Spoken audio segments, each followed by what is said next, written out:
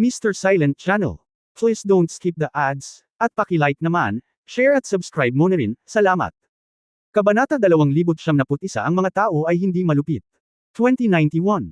Isang nanginginig na ikatlong antas na disipulo ni Dangkyong ang nagpadala kay Chanzen na nagtatago sa sulok, ang kanyang mukha ay kasing puti ng papel, at sa sobrang takot niya ay umihi siya sa sahig. Hinawakan ni Yefan ang kwelyo ng taong ito, tumingin sa pool ng tubig sa ilalim ng kanyang pantalon, at nakangiting sinabi, "Ano ang pangalan mo? Huwag mo akong patayin. Huwag mo akong patayin. Wala akong sasabihin." Tinanong ko kung anong pangalan mo. Ang pangalan ko ay Lee Buzheng. Hindi naglakas loob ang lalaki na imulat ang kanyang mga mata, para siyang mamamatay sa pagtingin lang dito. Si Yefan ay nakakita ng mga taong natatakot sa kamatayan, ngunit hindi pa siya nakakita ng ganoong takot sa kamatayan. Nagulat na lang siya na hindi man lang naglakas loob na lumabas ang lalaking ito, at patuloy siyang nakamasid sa bulwagan, maingat. Buti na lang at hindi siya lumabas, kung hindi ay mamamatay din siya sa ulan ng espada. Narinig mo ba ang sinabi ko ngayon? Tanong ni Yefan. Nang si Lee Buzheng ay titango na lang, mabilis siyang umiling, hindi.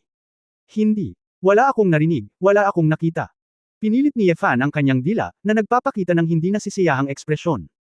Hindi. Narinig ko, at nakita ko. Agad na binago ni Lee Buzheng ang kanyang mga salita at ngumiti si Yefan, kung ganoon, dapat kang pumunta muna sa gamot at iulat ito. Nag-isip sandali si Lee Buzheng, pagkatapos ay nag-aalangan na sinabi, isang liham. Ano ang gusto mong sabihin ko? Hindi mo ba narinig ang lahat? Tinapik ni Yefan ang lalaki sa balikat, siguraduhin dalhin mo ang sulat. Kung maglakas loob kang tumakbo, hindi kita pababayaan. Nang inag ang buong katawan ni Lee Buzheng, at sa sobrang takot ay mabilis siyang tumanggo ng mariin, ako. Tiyak na dadalhin ko ang sulat. Nang makitang gusto talaga ni Yefan na bumalik siya at iulat ang sulat, nagmamadaling lumabas si Lee Buzheng, at pagkatapos ay hindi pinansin na basa pa ang kanyang pantalon, nagmamadaling naglabas ng lumilipad na espada at mabilis na lumipad palayo.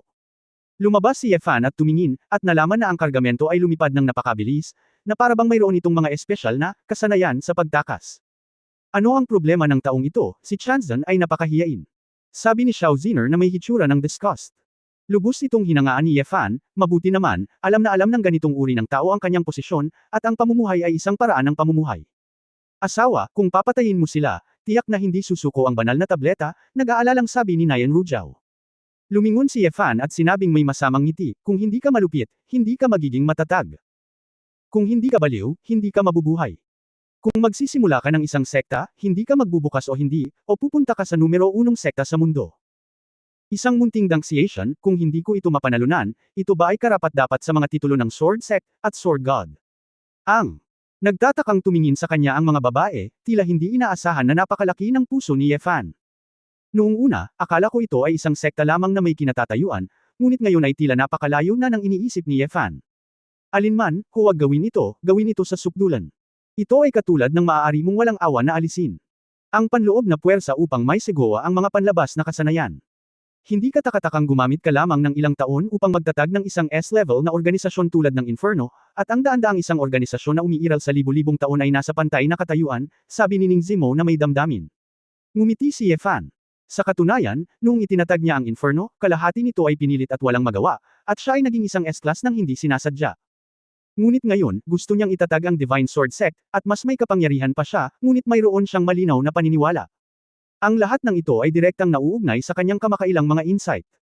Unti-unti niyang naiintindihan kung bakit sina Emperor Xuanyuan at Xiu, na malalakas, ay naisip na maging hari at emperador. Nagsimula ang kanyang imperyo sa munting danciation na ito. Ang mga sagradong tabletas ang unang naging pinakatanyag na alchemy master sa mundo. Masyado ka bang mapanganib? Nag-aalalang sabi ni Ling Yue. Sinabi ni Yefan, sa prehistoric na mundo, walang ganap na kaligtasan. Sa pamamagitan lamang ng pagkilos ng walang takot hanggat maaari, ang iba ay hindi maglalakas loob na sumire sa atin. May mga pagsasaalang-alang talaga si Yefan. Dahil si Yahweh ay hindi kabilang sa 12 banal, hindi siya dapat maging partikular na malakas. Bukod dito, higit na mahusay siya sa alchemy. Sa pangkalahatan, ang ganitong uri ng pamamaraan ng paglilinang ay kulang sa karanasan sa pakikipaglaban. Kaya naman, alam niyang medyo agresibo siya, ngunit ipinakita na ng kabilang partido ang kanyang ambisyon na lumunin ang buong danciation. Hindi siya maaaring umatras, kailangan niyang maging mas malupit. Kung hindi, kung lalayo ka sandali sa hinaharap, ang mga kababaihan ay hindi magiging ligtas dito. Ang ilang mga tao ay dapat hadlangan upang makamit ang pangmatagalang kapayapaan. Okay, huwag mag-alala tungkol dito pansamantala, pumunta tayo sa pangkat ng Dangkyong, nakangiting sabi ni Yefan. Kinabahan man ang apat na babae, nang makita ang confident na ngiti ng lalaki, hindi na sila umimik pa. Hanggang sa Dangxia Valley, maraming pulang halaman sa lahat ng dako, na ginagawang maliwanag na pula ang buong lambak, tulad ng paglubog ng araw. Ang mga makukulay na halaman na ito ay malinaw na nauugnay sa mga espiritual na ugat dito. Ang piraso ng apoy na ito ay partikular na mayaman sa espiritual na enerhiya, at maraming geothermal hot spring sa paligid. May mga itim at puting bulwagan na nakatuldok sa buong lugar, at ito ay talagang mas kahanga-hanga kaysa sa Red Lotus Gate at sa Purple Fire Gate. Napakagandang Diyos ng espada ng Divine Sword Sect. Isang kamay na pagpatay sa daan-daang tao na ipinadala ko, napakalaking prestihiyo. Bago pa siya matamba ay may narinig siyang tunog na parang kulog mula sa himpapawid. Isang pamimilit ng banal na kaharian ang tumama kay Yefan at sa iba pa. Sining Zimo at ang iba pang mga babae ay biglang naging pula at pagkatapos ay maputi, at halos magsuka ng dugo ng hindi komportable. Si Yefan ay hindi nang ahas na pakialaman ito sa pagkakataong ito, kaya nahati siya sa 3 beses at ginamit ang kanyang espada upang protektahan ang mga babaeng nakapaligid sa kanya. Ito ay bumababa. Ngumisi si Yefan, pagkatapos ay tinawag ang 8 Desolate Emperor Dragons at hinayaan ang mga babae na tap-okan ang isang Stegosaurus. Sa loob ng ilang sandali, 8 malalakas na Sword Dragon na kasama ni Jin Yan, na bumagsak sa hangin, ay lumapag sa labas ng pangunahing bulwagan ng Dankyong Sect. Nagpadala si Dan Kyong ng daan-daang disipulo upang ibuhos. Naramdaman na lang nila na sobrang daming tao.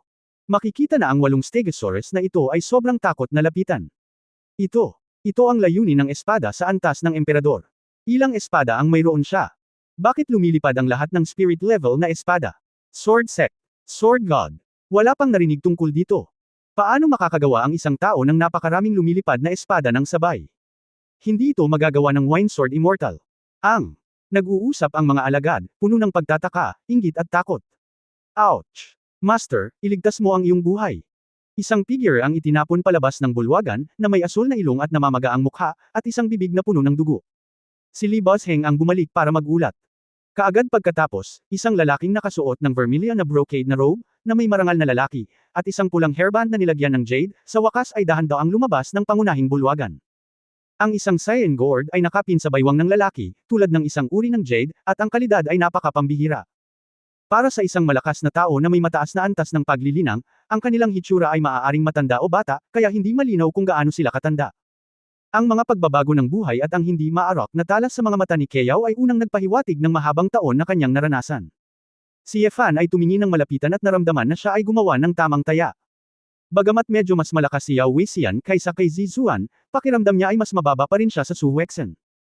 Siyempre, hindi maitatanggi na ang matandang ito ay may mga kakaibang galaw ng pagpatay sa larangan ng mga medicinal pills, ngunit si Yefan ay immune sa lahat ng lason. Sa pangkalahatan, ang gayong mga taktika ay walang epekto sa kanya. Kasabay nito, tinitingnan din ni Yao Weixian ang layunin ng espada ni Yefan, at tiningnan ng malalim ang 8 Stegosaurus ni Yefan, at ang nakahihilaw na libu-libong mga spirit weapon level na lumilipad na mga espada, ang momentum ni Yao Weixian ay bahagyang napigilan, haha. Hindi ko kilala ang isa't isa ng walang laban, Your Excellency the Sword God of the Divine Sword Sect, nakilala ko sa unang pagkakataon, at nagkaroon ng ilang hindi pagkakaunawaan. Hindi alam ng aking mga alagad kung ano ang gagawin, pinukaw kanila, ngunit pinagbabayad mo rin sila. Dahil gusto nating lahat na makatagpo sa Dangxia Heaven, kung gayon ang kapayapaan pa rin ang pinakamahalagang bagay sa hinaharap, ano sa palagay mo? Nakangiting sabi ni Yao Weixian. Si Yefan ay lihim na tumawa, ang taong ito ay talagang marunong yumuko at magunat, siya ay talagang isang matandang santo, hindi mahalaga kung 100 disipulo ang mamatay, basta't hindi sila magsusunog sa kanilang sarili. Nakita ng 4 na babae si Yao Weixian, ngunit sila ay umatras ng mag-isa. Lahat ay may masasayang ekspresyon sa kanilang mga mukha, tila ang matigas na ugali ni Yefan ay isang tamang taya. Maganda ang lugar mo, gusto ko, simula ngayon, ang Divine Sword Sect na lang sa Dangxiation, at walang Dankyong faction. Sabi ni Yefan na may nakaka-relax na ekspresyon. Sa sandaling lumabas ang mga salitang ito, ang mga disipulo ng pangkat ng Dan Kyong ay nagbago ng kanilang mga ekspresyon, at maraming tao ang napabuntong hininga. Ang Diyos ng espada na ito. Hindi ito nagbibigay ng anumang mukha kay Dan Sheng. Oo naman, nagbago ang mukha ni Yao Weixian. Nang lumubog siya ay medyo hindi na makayanan ang mukha niya.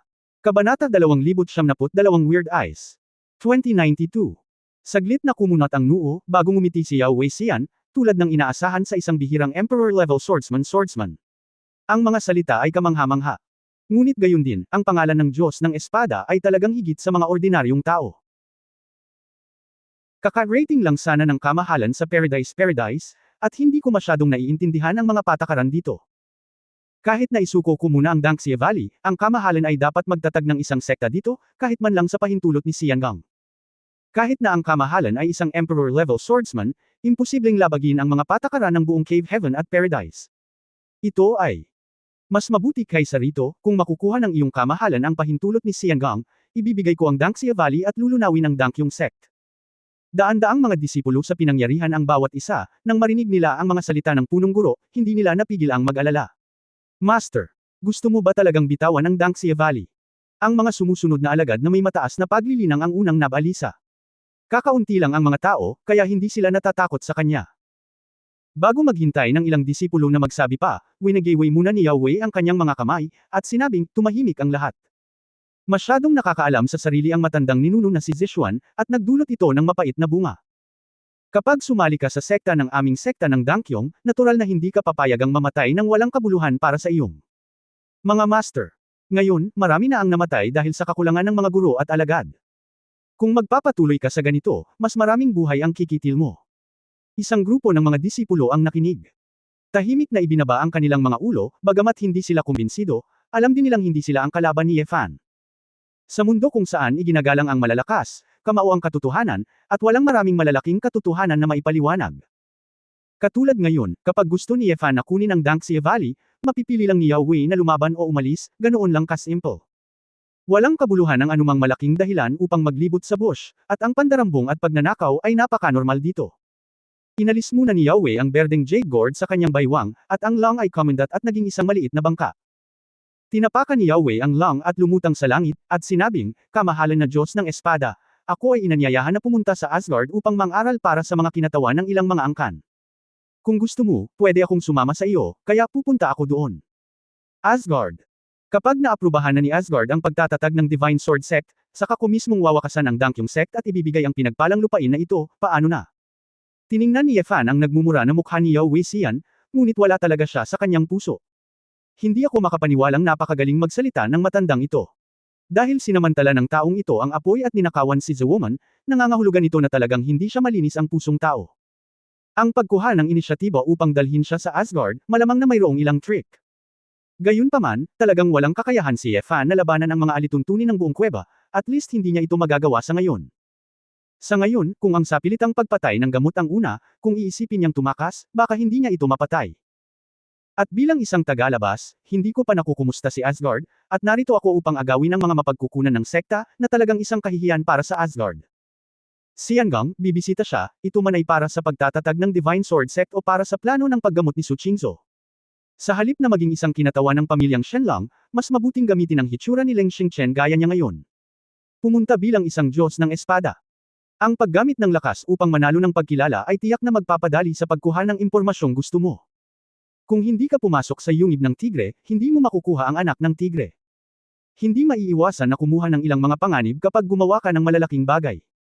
Sige, pumunta ka sa Asgard, at kukunin ko itong pinagpalang lupain pagbalik ko. Maaari mong hilingin sa iyong mga disipulo na simulan ang pagpapalit ng gate ng bundok sa Sacred Sword Sect, sabi ni Ye Fan na may kalmadong ekspresyon. Namula ang mukha ni Yao Wei Xian, kinusot niya ang kanyang mga mata at ngumiti at sinabing, huwag magmadali. Huwag magmadali, pagkatapos ay aalis na tayo. Nang walang karagdagang ado, kinuha ni Ye Fan ang mga babae at sinundan si Yao Wei Xian hanggang sa Asgard. Hindi siya nag-alala na hayaan siyang iwan ng mga babae, at mas ligtas na isama sila.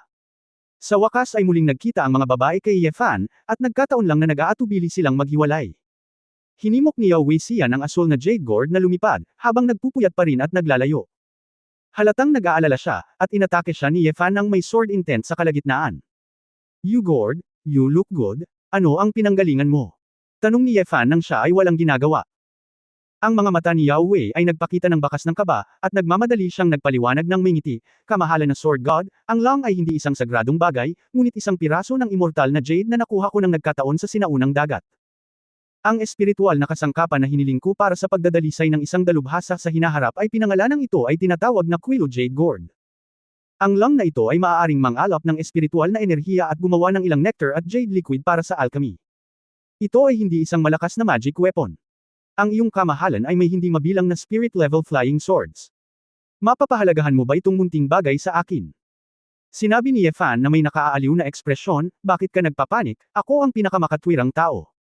Pagkatapos mong alisin ang sekta mo, paano kita maaalis ulit? Ang magic weapon. Hindi ba masyadong mapanlin lang iyon? Bilang ang kasabihan, manatili sa linya, makita ka sa hinaharap, ako ang pinakamabait na tao. Sinumpa ni Yao Weixian si Ye Fan bilang walang hiya sa kanyang puso, ngunit sinabi pa rin niya na tumawa siya ng malakas, ha ha ha ha. Oo. Nakikita ko na ang inyong kamahalan na Sword God ay mabait. Haha. Ang apat na babae sa likod ang medyo napahiya, at hindi napigilan ni Xiao Ziner na umungol, sasabihin ko lang na makapal ang balat niya. Bagamat siya ay nasa paraiso ng 36 na kuweba, ang paglalakbay sa Asgard ay tumagal ng higit sa isang araw. Ilang iba pang mga pinagpalang lugar ang lumipad sa gitna, at nakita din ni Ye Fan ang maraming palengke, nayon, at bayan ng mga magsasaka. Sa daan, nakasalubong ko rin ang ilang monghe na unang marunong sa medisina, at binati ko siya ng may paggalang. Walang gaanong masasabi sina Ye Fan at Yao Weixian. Sa halip, sinamantala nila ang panahong ito para makipag-chat sa mga babae tungkol sa maraming bagay sa mundo at tungkol sa kanyang ekspedisyon. Nang pag-usapan nila kung paano sila siguradong babalik sa Great Expedition sa loob ng ilang araw, kung paano pangalagaan ang Divine Sword Sect, iminungkahi ng mga babae na pumunta din si Chu Yunyao sa Heavenly Paradise. Kung ang space teleportation device na ginawa ni Chu Yunyao ay may tatayo sa mundong ito, ang Dasheng at Divine Sword Sect ay mabilis na makakabalik-balik, na magiging mas maginhawa. Isinaalang-alang ito ni Ye Fan. Hindi lamang iyon, ngunit ang habitable space ring na idinisenyo ni Chu Yunyao ay maaari ding mapabuti ang kaligtasan ng mga kababaihan. Narinig ko na si Ye Fan ay nagtatago ng isang magandang babae na prinsesa sa Singsing, at siya ay apo ng isa sa 12 santo ng Great Wilderness. Ang apat na babae ay lahat natulala at may kakaibang mga mata. Paulit-ulit na ipinaliwanag ni Ye Fan na wala siyang kinalaman kay Ye Weiyang, ngunit medyo hindi sila naniniwala. Walang pagpipilian si Ye Fan, kaya kailangan niyang hayaan ang mga babae na mag-isip. Naturally, ang kanilang mga pag-uusap ay nasa mga salita ng lupa, at pagkatapos ay ang tunog ay natatakpan ng isang proteksyon na kalasag, kaya hindi sila natatakot na marinig muna ni Yahweh. Ang iyong kamahalan na Sword God, Asgard ay nasa harap mo, sabi ni Yahweh pagkaraan ng mahabang panahon.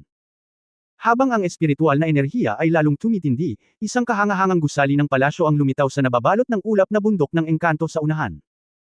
Ang buong palasyo ay pinangungunahan ng puti at ginto, na may lahat ng uri ng makikinang na jade na nakapaloob dito, tulad ng isang panaginip. Kailangan kong sabihin na si Ye Fan ay nakakita ng maraming kahangahangang gusali sa Imperial City at Xuanyuan City, ngunit kahit na ang Imperial Palace ay hindi nakakagulat gaya nitong Immortal Palace. Ito ay karapat-dapat na espesyal na itinayo para sa pagtitipon ng mga makapangyarihang tao sa banal na kaharian, at ang grado ay talagang lampas sa bulgar at may isip. Ang anim sa kanila ay dumaong sa isang clearing ng White Jade sa labas ng Immortal Palace, at nalaman na marami na ang mga practitioner na nakatayo sa ilalim ng daan-daang hakbang. Sumulyap ng kaunti si Ye Fan at nakitang nakatayo rin dito sina Ji Chang'e, Hua Xiaoluo at ilang iba pang miyembro ng Shenlong clan. Napakunot ang noo ni Ye Fan, nakakapagtaka, it stands to reason na dapat silang dumating, bakit nasa labas pa sila? Bawal ka pumasok. Kabanata 273 ang simbahan. 2093. Hindi lamang ang mga miyembro ng Shenlong clan ang naruroon, kundi pati na rin ang mga miyembro ng ilang iba pang mga clan at aristokratikong pamilya. Kabilang sa kanila ang ilang pamilyar na mukha mula kay Ye Fan, Ying Mo mula sa White Tiger clan, Huang Yinger mula sa Phoenix clan, Bailey Jinch mula sa Bailey family, at iba pa. Gayunpaman, si Ye Fan ay kumikilos na parang estranghero sa sandaling ito, kaya natural siyang nagkunwaring hindi sila kilala. Naunang dumating si Kei Yahweh kasama niya, at agad na nakakuha ng atensyon ng maraming tao. Dan Sheng. Nandito si Senior Dan Sheng.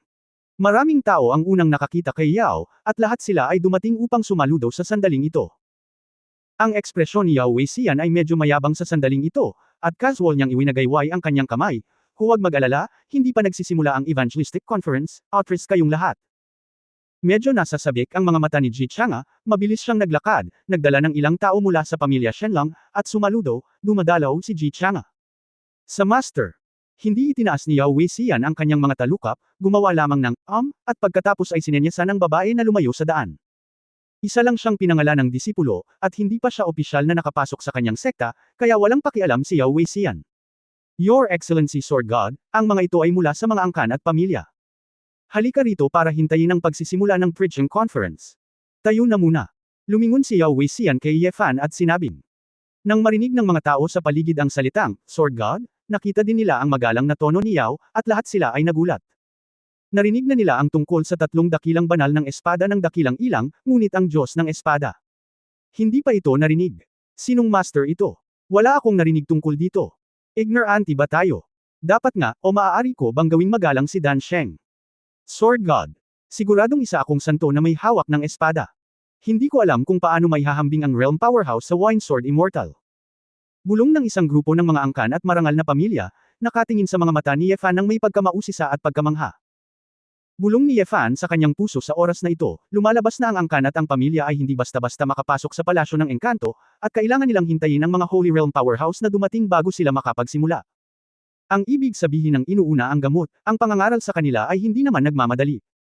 Makikita na hindi binibigyang pansin ni Asgard ang pangangaral, ito ay higit na isang formalismo.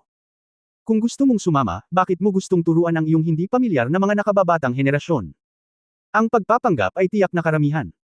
Siyempre, para sa mga henyong ito ng lahat ng lahi at pamilya, kahit na natuto lang sila ng kaunti, kadalasan ay marami na silang makukuha. Dinala ni Yefan ang 4 na babae sa hagdan at pumasok sa Asgard.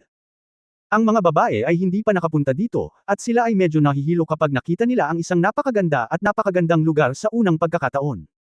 Si Xiao Ziner ay walang kamalay-malay na sumulyap sa isang grupo ng mga kinatawan ng Phoenix Clan sa hindi kalayuan. Obviously, ilang lalaki at babae ng Phoenix Clan ang nakatingin din sa kanya na nagtataka. Yinger, ang babaeng nakapula, siya ba ang babaeng Phoenix? Tanong ng isang lalaki mula sa angkan ng Phoenix. Si Huang Yinger ay may kaina-hinalang hitsura sa kanyang mukha at tumango, oo. Pero hindi ko maalala, may isang babaeng Phoenix sa clan. Pwede bang isang elder ang umalis sa clan? Sino ang nakakaalam, kung tutuusin, napakaraming miyembro ng aming angkan ng Phoenix, marahil ay nanggaling sila sa isang malayong sangay. Natural na alam ni Xiao Ziner na pinag-uusapan siya ng mga tao sa angkan ng Phoenix. Gayunpaman, hindi talaga siya interesado sa pagkilala sa mga kamag-anak, sinulyapan lang niya ito dahil sa curiosity, at hindi na ito pinansin.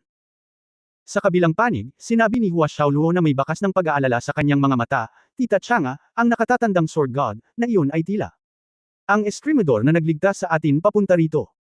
Narinig ito ni na Ji Changa, Zhang Sei at ang iba pa, at pagkatapos ay tumingin ng malapitan, at nalaman na ang mga damit at hugis ng katawan ay talagang kamukha ng parehong tao. Hay! Siya ba talaga? Isang eskrimador na may layuning espada sa antas ng emperador. Napalunok si Zhang Sei. Kung ganoon ang kaso, mauunawaan mo kung maglakas loob kang tawaging Diyos ng espada. Matigas na sabi ni Renzuo. Speaking of swords, hindi maiwasan ni Hua Xiaoluo na tumingin sa langit sa malayo sa likuran niya, medyo malungkot ang mukha niya, Ye concubine. Hindi ko alam kung ano ang nangyayari. Huwag mong isipin ang batang iyon, ginagawa natin ang lahat para maging mabait at matuwid. Tumatakbo pa rin siya kung hindi sapat ang sariling lakas. Sino ang dapat sisihin sa pagkamatay sa sinaunang kabundukan at kagubatan? Ngumisi si Zhang Sei. Si Yefan mismo ay hindi interesado sa kung paano siya pinag-uusapan ng mga taong ito sa likuran niya. Sa lahat ng paraan, unang naglakad si Yahweh sa Asgard, sa maluwag, maliwanag at mahabang koridor, pagkatapos ng ilang archgate, 2 gwardya ang lumitaw sa harapan. May isang lalaki at isang babae, ang lalaki ay may itim na buhok at nakasuot ng mahabang puting damit na may gintong gilid. Mukha siyang gwapo. Ang babae ay blonde, maputi, nakasuot ng parehong damit, medyo maganda at mapagbigay. Sa sandaling naramdaman ito ni Yefan, nalaman niya na ang dalawa pala talaga ang Emperor of Heaven. Ang lakas ng Emperor of Heaven ay talagang isang tagapangalaga sa Asgard. Ang karangyaan na ito, natatakot ako, ay maaaring maging pinakamahusay sa Great Desolate Continent. Senior Dan Sheng, maaga kang dumating sa pagkakataong ito, at hindi magsisimula ang komperensya ng pangangaral hanggang kalahating araw, ngumiti ang lalaki ng may paggalang. Nakita ni Liz si Senior Dan Sheng, ngumiti din ang blonde na babae at sumaludo. Hindi ako dumating ng maaga para sa komperensya ng pangangaral, ngunit para sa ibang bagay na mahalaga. Napabuntong hininga si Yao Weixian, Master Wen, nandito ba ang mga master mo? Ang lalaking nagngangalang Shi Wen ay mukhang kaina-hinala. Matapos tingnan si Yefan at ang mga babae sa likod niya, ngumiti siya at sinabing, Master, Your Excellency Philips, at Senior Wine Sword Immortal ay naroon na. Mahigit 20 na ang mga tao sa Sacred Realm. Oh, Philips Your Excellency is here too. Siya. Mukhang hindi na kailangang dumalo sa preaching conference. Gulat na sabi ni Yao Weixian. Si Liz, ang babaeng Diyosa sa gilid, ay ngumiti at nagsabi, dahil ang senior na si Qin Sheng ay nagsulat ng isang bagong piraso, gusto kong pahalagahan ito ng lahat. Kaya dumating din ang guru ko para makinig dito. Bago ang komperensya ng pangangaral, ang lahat ng mga nakatatanda ay nagsistream. Haha, kaya pala, tapos pumunta ako dito ngayon, pero talagang sinira ang gilas ng mga amo mo. Nakangiting umiling si Yao Weixian, lumingon kay Yefan ng makahulugan, at iniunat ang kanyang kamay, iyong kagalang-galang na Diyos ng espada, mangyaring pumasok sa loob, hindi na makakapag-follow up ang iyong mga babaeng disipulo. Ang sanctuary ay may espesyal na pagkakabuo ng pagbabawal, tanging ang malalakas sa banal na kaharian ang maaaring makapasok, at ang mga nasa ibaba ng banal na kaharian ay hindi makapasok. Nang marinig ang salitang Diyos ng Espada, sina Shiwen at Liz ay parehong kumislap ang kanyang mga mata, at hindi niya maiwasang tumingin ng mabuti kay Fan. Sa totoo lang, inakala nila na si Fan ay tagasunod ni Yao Wei Xian, ngunit hindi nila akalain na si Fan ay tila isang malakas na tao sa banal na lupain. Ang susi ay ang pamagat na Sword God ay masyadong mapagmataas. Hindi pa nila ito narinig kailanman. Nag-alinlangan si Fan at tumingin muli sa mga babae. Asawa, ayos lang, ang lahat ng ito ay sinabi dito, ang mga malalakas na tao sa banal na kaharian ay hindi magpapabuli sa atin ng ilang babaeng juniors. Marahan nang umiti si Nayan Rujao at umaliw. Hindi na napigilan ni Fan, kung tutusin, tila kailangan talaga na makapasok sa banal na lupain, kaya kailangan niyang sabihin, kung gayon, hintayin mo ako, bigyang pansin ang kaligtasan. Kamahalan, huwag kang mag-alala, aayusin namin ang iyong kasamang tao na pumunta sa gilid ng bulwagan upang magpahinga, sabi ni Shiwen ng napaka-elegante. Tumango si Fan, pagkatapos ay sinundan muna si Yao Wei sa simbahan. Kabanata 2074 ang unang magandang lalaki. Sa lalong madaling 2094. Pumasok sa santuwaryo, nagbago ang paligid, ang halo sa harap ay parang libu-libong kulay na glaze, at parang brocade ng mga bulaklak, makulay. Nakakasilaw na liwanag, parang panaginip. Ngunit ang tunay na mukha ng magandang eksenang ito ay ang nakamamatay na mataas na konsentrasyon ng espiritual na enerhiya. Ito ay ang aura ng iba't ibang mga katangian na napakakapal na tila napakaliwanag. Sa ilalim ng basbas ng napakalaking magic formation sa sanctuary, si Asgard, na may napakataas na konsentrasyon ng aura, ay nagpatuloy talaga sa pagkondense at pagpapalakas ng aura, at tila nahawakan na ng hangin ang likidong spirit nectar. Ang ganitong uri ng konsentrasyon ng aura, ito ay katumbas ng mahinang tubig na espiritual na bukal na minsang nakatagpo ni Fan sa sinaunang daigdig ng engkanto. Kahit na ang isang cultivator sa Duotian realm ay hindi makakagalaw ng malaya sa ganoong kataas na konsentrasyon ng aura. Katulad ng mataas na temperatura na tinunaw na bakal na nagdidilig sa laman, kapag nakapasok na ito ay mamamatay. Hindi katakataka, ang santuwaryo na ito ay dapat lamang pasukin ng malalakas sa banal na kaharian. Napagtanto ng malakas sa banal na kaharian ang isang sinag ng banal na puso mula sa kaguluhan, upang unti-unti nilang makabisado ang paggamit ng kapangyarihan ng kaguluhan. Ang kapangyarihan ng kaguluhan, na lumaganap sa sinaunang panahong mundo, ay isang kapangyarihang mas mataas kaysa sa espiritual na enerhiya. Bilang resulta, ang malalakas sa banal na kaharian ay maaaring magbigay sa kanilang sarili ng isang mataas na kalidad na kalasag, tulad ng paggamit ng mas mahusay na bakal upang labanan ang mga kasangkapang bakal at maiwasan ang mga ito na magnos ng mataas na konsentrasyon ng aura na ito. Oo nga, pagdating niya sa santuwaryo, agad na sinimulan ni Yao Wei Xian ang kanyang paglilinang, at ang presyon ng banal na kaharian ay biglang lumitaw. Isang layer ng Saiyan Power of Chaos ang kumalat sa Yao Wei Xian, na lumalaban sa pagsalakay ng mga espiritual na chi na ito. Siyempre, ito ay isang uri lamang ng kapangyarihan ng kaguluhan na napagtanto ni Yao Wei Xian. Ang kapangyarihan ng pag-unawa mula sa kaguluhan ay iba sa Sacred Heart. Kahit nasa kaharian ng banal na espiritu, ang mga practitioner sa pangkalahatan ay mas mahusay na kontrolin ang isa sa kanilang sariling mga kapangyarihan, sa halip na kontrolin ang lahat ng puwersa ng kaguluhan. Sa proteksyon ng kapangyarihan ng kaguluhan, ligtas at maayos na si Yao Wei Xian, at nagsimulang magkunwaring tumingin kay Fan nang hindi sinasadya. Ang pagganap ng pagpasok sa santuwaryo ay pagsubok din ng mga malalakas sa santuwaryo. Kung nakakuha ka lang ng ilang sagradong kaharian hindi nagtagal pagkatapos makuha ang Sacred Heart, kadalasan ay napakahirap. Gayunpaman, nang unang makita ni Yao Wei ang pagganap ni Fan, biglang naging tirik ang kanyang mga mata. Sword, inyong kamahalan Sword God, ikaw, hindi mo kailangan ng kapangyarihan ng kaguluhan para protektahan ang iyong katawan. Si Yao Wei Xian ay natakot nang matuklasan na si Fan ay naglalakad ng ganito na may kalmadong ekspresyon sa kanyang mukha, nang walang anumang proteksyon sa kanyang katawan. Lihim na tumawa si Fan, sinusubok siya ng matandang ito. O mapapanood mo siyang nagpapakatanga. Kung ang pagsubok dito ay para sa primordial spirit, sa isip, ito ay talagang magbibigay sa kanya ng sakit ng ulo. Isang mataas na konsentrasyon ng espiritual na enerhiya. Ang ganitong uri ng purong, pisikal, na pagpatay, si Fan ay hindi natatakot. Ngayon lang, sa sandaling malaman ni Fan kung ano ang pagsubok dito, agad siyang nag-disintegrate.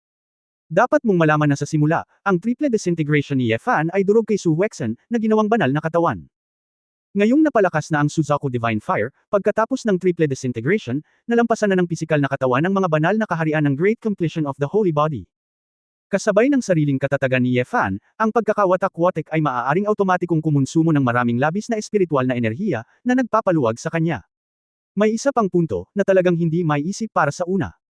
Akala niya ay hindi pa nakapasok si Yefan sa ganoong mataas na konsentrasyon ng espiritual na enerhiya, at isa lamang siyang nakatulala na binata. Tulad ng alam ng lahat, naranasan ni Yefan ang kapangyarihan ng Weakwater at bumuo ng Sword Intent Golden Elixir sa labas ng Weakwater Spirit Spring. Ang kakayahang umangkop ni Yefan sa ganitong uri ng kapaligiran ay talagang mas karanasan kaysa sa karamihan ng mga banal na kaharian. Isa lamang itong mayamang espiritual na enerhiya, at kailangan pa itong linangin upang labanan. Gumawa ng malaking kaguluhan. Ang mukha ni Yefan ay magaan at kalmado, at sinulyapan pa niya si Yao Weixian ng may paghamak. Nanlamig ang mukha ni Yao Weixian, at lihim siyang nagpapasalamat na hindi siya nakipaghiwalay kay Yefan. Ito ay malinaw na pisikal na katawan na maaaring magkaroon ng isang sakramento. Si Yefan ay nakahinga ng maluwag, sa wakas ito ay isang sitwasyon na kakayanin niya. At saka, buti na lang at nailagay na niya sa storage ring ang mga glutinous rice balls para kumain ng karne at matulog, kung hindi ay mas magulo kung kailangan niyang gumawa ng paraan para maalaga ng isang foodie bear. Siyempre, hindi alam ni Yefan kung kakayanin ng batang si Tang Yuan ang ganitong uri ng kapaligiran. Kung tutusin, medyo may kaya pa ang maliit na bagay na ito. Matapos silang dalawa ay lumakad sa isang kalsada na puno ng espiritual na enerhiya, isang alon na lawa ang lumitaw sa kanilang harapan. Hindi maisip sa labas na may nakatagong lawa sa loob ng napakalaking palasyo ng engkanto. Ang Baiyulong Bridge ay humahantong sa isang domed hall sa gitna ng lawa. Sa di kalayuan, maririnig mo na ang tunog ng miyaw-miyaw, ngunit may tumutugtog ng piano. Pagkarinig pa lang ng kantang ito, naramdaman ni Yefan na ang artistikong paglilihi ay malayo, na maririnig sa kakaiba. Ang iyong kamahalan na Sword God, nandito na kami. Lalong naging inis ang ekspresyon ni Yao Weixian sa sandaling ito, at nakangiting sinabi niya, ang tumutugtog ng piano ay isa sa tatlong santo sa Asgard ngayon, ang Piano Saint at Jiwen, at gayon din siya. Ang pinuno ng pangkat ng Kingston Pavilion. Si Brother Ji ang No. Isang magandang tao sa 36 na Cave Heavenly Blessed Land. Bilang karagdagan sa mga kinakailangan sa talento, kailangan din niyang bigyang pansin ang hitsura at maunawaan ang ritmo. Siya yung teacher sa labas. Isa sa kanyang ipinagmamalaking alagad. Tumango si Yefan, ang isa pang puting babae na nagngangalang Liz, ang kanyang guro na si Philips, ay ang Sorcerer King ng tatlong santo. Oo, kamahalan Philips, na dating huli sa Divine Court ng Odin Empire, Oracle. Ang kanyang astrolohiya, alchemy, tulad ng kanyang mahika, lahat ay may walang kapantay na mga natamo. Sa larangan ng paglilinang, siya lamang ang tunay na nakapasok sa kaharian ng Espiritu Santo sa gitna ng tatlong santo. Ang ulo ng tatlong santo ay hindi pagmamalabas. Siyempre, ang larangan ng paglilinang ay hindi nangangahulugan ng kumpletong pagiging epektibo ng labanan. Ang mga cultivator ng espada tulad ng Lord Sword God ay may posibilidad na maging mas mahusay sa pakikipaglaban. Gayunpaman, ang iyong kamahalan Philips ay talagang bihasa sa lahat ng uri ng mahika, na maihahambing sa ordinaryong Sacred Realm Mages. Sa totoo lang, maganda ang relasyon ko kay Your Excellency Philips, at madalas kong binibisita ang kanyang astrology tower bilang panauhin. Ang kanyang alchemy, walang mas mababa sa aking alchemy ay maaaring makipag-usap at matuto mula sa bawat isa. Sa pagsasalita tungkol dito, nagpakita si Yao Weixian ng mapang-asar na tingin sa kanyang mukha. Malinaw, mayroon siyang magandang relasyon sa isang malakas na banal na espiritu, at ito ay isang napakalakas na network. Si Yefan ay mukhang walang malasakit, ngunit ang kanyang puso ay medyo mabigat. Habang papalapit siya ng papalapit sa Hoxton Hall, naramdaman na niya ang hindi pa nagagawang pressure. Ang higit sa 20 Holy Realm powerhouses na natipon dito ay tila mas malakas pa kaysa sa mga ninuno ni Zishuan, at gaano man sila kalala, halos pareho sila ng gamot sa una. Bagamat alam kong hindi ganoon kadaling harapin ang paglalakbay na ito, ngunit ang pagpasok sa kulungan ng tigre na ito ay nagpapaiting pa rin sa mga ugat ni Yefan. Gayunpaman, mahina, mayroon ding uri ng pananabik at dugo na lumabas sa katawan ni Yefan. Mayroong higit sa 20 Holy Realm powerhouses, at silang lahat ay mga Holy Realm leaders sa pinagpalang lupain. Ang pakikitungo sa kanila ay mas kawili-wili kaysa sa pakikipaglaro sa mga maliliit na lalaki sa malaking ekspedisyon. Ako. Papasok na sana ako sa Dome Hall at may nakita akong isang lalaking puno ng balbas, matangkad na lalaki, magulo ang buhok, at nakasuot ng coat na lasing na lumabas. Hawak din ng lalaki ang isang palayok ng alak sa kanyang kamay, at sinigawan si Yao Weixian, gumagamot na lang. Nandito ka na. Bilasan mo. Uminom tayo ng nectar para kay Lao Su. Kabanata 2075 isang mahalagang punto. 2075 Yao Wei. Tinulak muna ang lalaki, lasing ka, alchemy material ang nectar ko, paano? Masayang sa iyong inumin. Huwag kang hamarang, ngayon ay may dala akong isang marangal na panauhin, ikaw muna tayo.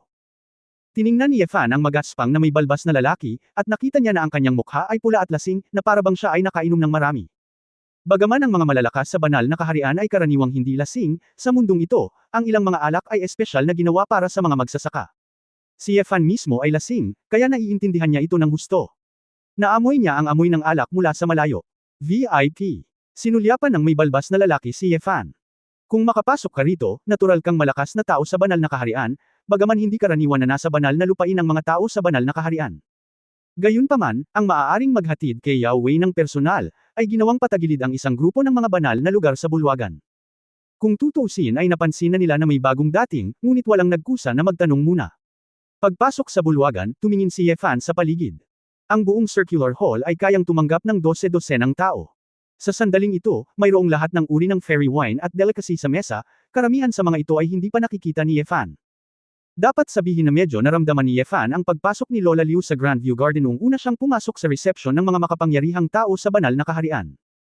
Nakaupo sa gitna ng bulwagan, isang lalaking may mahabang buhok na asol ang damit na naglalaro ng chin, na may pares ng mga kamay na kasing puti ng nyebe na may mahabang daliri, ang tumigil sa paglalaro. Biglang huminto ang tunog ng piano. Kamahalan Dan Sheng, ano ang pakiramdam mo sa kantang ito? Itinaas ni Qin Sheng Jiwen ang kanyang ulo, ipinakita ang isang mukha na medyo mas maislan kaysa sa isang babae, na may ngiti sa gilid ng kanyang mga mata, na nakakaantig. Napabuntong hininga si Yefan, inilagay ito ng lalaking ito sa lupa, tinatayang papatayin niya ang lahat ng maliliit na sariwang karne sa ilang segundo. Nakangiting komento ni Yao Wei Xian, ang kanta ngayon, nakikinig sa asol na alon ng ilog, ang mga ulap ay mahaba, at ang tunog ng tubig sa aking mga tainga. Nakakataba ng puso. Hehe, Your Excellency Dan Sheng, napakagandang makita na ang bagong kanta ni Xiao Sheng ay tinatawag na, Biliu Jianghan, ngumiti si Jiwen ng malumanay. Naku, Yao Hulo, hawak mo pa siya, hindi mo alam, itong mabahong piano player, 3 beses mo nang pinatugtog ang kantang ito bago ka dumating. Ang kay Jianghan, nanlamig ang tenga ko. May alak akong maiinom dito, umuwi ka na at hindi ako pinainom ng biyenan ko, tumakas na ako. Pumasok ang may balbas na malakas na lalaki at nagreklamo. Sumimangot si Jiwen at sinabing, lasing ka, nagpapatugtog si Xiao Sheng ng bagong kanta dito ngayon, para sa lahat ng pinagkakatiwalaan. Kung gusto mo lang uminom, hindi mo kailangang pumunta dito. Hey, hindi maganda iyan, kung hindi ka sasama, hindi mo makikita ang kawili-wiling bagong dating na ito. Ang balbas na lalaki ay hindi magalang, iniunat niya ang kanyang kamay at ikanawit ang leeg ni Yefan, na nakangiti, hoy, kapatid, ikaw saan ka nanggaling? Bagamat bawat ilang taon, palaging may mga bagong tao mula sa banal na kaharian dito, ngunit bihira para sa Yao Hulo na dalhin ka dito ng personal. Sa bulwagan, higit sa 20 iba pang mga Holy Realm powerhouses ay maingat ding tumingin kay Yefan gamit ang kanilang mga mata. Hindi nila makita ang tiyak na lakas ni Yefan, at palagi nilang nararamdaman na medyo naiiba si Yefan sa iba pang mga Holy Realm powerhouses. Mga kapwa Taoista, hayaan mo akong magpakilala. Magsasalita na sana si Yao Wei, ngunit naputol ito ni Yefan. Hindi na kailangan, itinaas ni Yefan ang kanyang kamay at mahinang ngumiti, mayroon akong bibig, hindi ko kailangan mong sabihin ito. Muling namula ang mukha ni Yao Wei, hindi niya inaasahan na sa harap ng isang grupo ng makapangyarihang mga santo mukha, hindi pa rin siya binibigyan ni Yefan ng mukha. Dapat mong malaman na ang grupong ito ng mga banal na lugar ay kilala lahat sa kanya. Makatuwiran na ito ang kanyang tahanan. Oo nga, nang makita ang pagganap ni Yefan, ang ilang Holy Realm powerhouses na malapit kay Yao Wei Xian ay nagsimulang sumimangot, na nagpapakita ng kawalang kasiyahan. Naglakad si Yefan papunta sa gitna ng bulwagan na may kalmadong ekspresyon sa kanyang mukha, sakto para sa beside Jiwen. Lahat ng tao sa Asgard, kapag nagkita kayo sa unang pagkakataon, matatawag ninyo akong Sword God. Sa isang iglap, natahimik ang buong bulwagan, at maririnig ang pagbagsak ng mga karayom. Sa mata ng lahat, may mga sorpresa, displeasure, disdain, o schadenfreude. Maging si Jiwen, na nasa gilid, ay nagpakita ng kakaiba at mapaglarong mga mata, at iniwan ang gukon. Dahan-daang bumangon si Jiwen at tumingin kay Yefan sa gilid, Sword God. Siya. Parang humihingi ng confirmation. Natural na tumanggo si Yefan, at sinabing, oo, Diyos ng Espada. Ang mga ekspresyon ng mga makapangyarihang tao sa banal na kaharian ay naging mas komplikado, ang kanilang mga mata ay palaging pareho, at sila ay tumingin sa isang tiyak na direksyon. Nagpatuloy si Yefan, ngayon, pumunta ako sa paraiso ng paraiso, at nagplanong baguhin ang dating Red Lotus Gate sa Divine Sword Sect. Originally, pinatay ko lang ang Dankyong faction at tapos na. Pero ako rin, hindi demonyo ang gumagawa ng mali. Hindi magandang pumatay ng walang pinipiling tao. Bilang paggalang kay Asgard, hiniling ko kay Yahweh na dalhin muna ako dito at kamustahin ang lahat. Mula noon, ang buong Danciation ay mapabilang sa aking Divine Sword Sect. Ngayon, ang paksayon ng Dankyong ay titigil na sa pag-iral pagkatapos ng araw na ito. Nang matapos itong sabihin ni Yefan, isang grupo ng mga Holy Realm powerhouses sa buong hall ang nagtaka kung lasing na sila, mali ba ang narinig nila? Ha, tumawa ang lasing na may balbas na lalaki at sinabing, mahigit 400 taon na ako rito, at ito ang unang pagkakataon na nakakita ako ng ganitong kawili-wiling bagong dating. Haha, Yauho, totoo ba ang sinabi niya? Gusto mo ba? Bitawan mo ang Dangxia Valley. Sinabi ni Yao Weixian na may ngiti sa kanyang mukha, ang iyong kamahalan na Sword God, siya ay napakalakas. Pagdating niya, pinatay niya ang ninuno ni Zishuan mula sa The Woman. Alchemist ako, bakit? Maaari mo bang talunin ang isang bihirang emperador level na eskrimidor mula noong sinaunang panahon? Siyempre hindi ka maglalakas loob na pigilan. Ano? Imperial Sword Intent. Pinatay niya ang matandang Ghost Zishuan. Sa sandaling lumabas ang mga salitang ito, isang grupo ng mga powerhouse ng Saint Realm ang sa wakas ay naging malungkot. Ang malakas na balbas na lalaki na lasing pa ngayon ay nagpakita rin ng maliwanag na liwanag sa kanyang mga mata, at tumingin kay Ye Fan ng malalim. Walang pakialam na sinabi ni Ye Fan, si Yao Wei ang unang nagsabi, hanggat si Asgard ay sumasang-ayon sa akin na magbukas ng isang sekta, isusuko niya ang pangkat ng Dangkyong. Hindi pa ako nakakapunta sa Asgard, ano ang tiyak na proseso upang matanggap ang bago? Sect, pwede mo bang sabihin sa akin ang tungkol dito? Kung gusto mong magsimula ng isang sekta sa pinagpalang lupain, ang mga patakaran ay hindi komplikado. Isang matandang lalaki na nakasuot ng matulis na sombrero ng salamangkero, isang itim na damit, ilang maruruming damit at isang kulay abo na balbas, na nakangiting nagsabi, una sa lahat, kailangan mong magkaroon ng lakas upang makapasok sa templo, naabot mo na ang unang puntong ito. Pangalawa, kailangan mong hamunin ang sinuman sa ating tatlong santo. Kung manalo ka, papasa ka sa pagsubok. Kung talo ka, depende yan sa performance mo. We will judge if you are qualified to open a sect. Tiningnan ni Ye Fan ang matandang salamangkero at alam niyang siya ang Sorcerer King Philips. Siya ay mukhang isang hindi nakakapinsalang maliit na matanda, ngunit siya ang pinuno ng tatlong santo. Ganoon lang kadali. Tanong ni Ye Fan. Simple ba? Kinamot ni Philips ang kanyang mahabang balbas na may ilang pagdududa. Iyong kamahalan Philips, nakalimutan mong banggitin ang isang mahalagang punto. Nakangiting sinabi ni Yao Weixian, ang pagsubok ng tatlong santo ay papatay ng mga tao. Kabanata 2076 na paalalahanan ka. 2096. Oh, tama iyan, paumanhin at masayang sabi ni Philips, haha, salamat sa paalala ni Mr. Yao, oo, sa pagsubok na ito, walang limitasyon sa kalubhaan ng shot. Kung sa tingin namin ay hindi na kumpleto ang pagsusulit, kami ay itutuloy hanggang sa maaprubahan.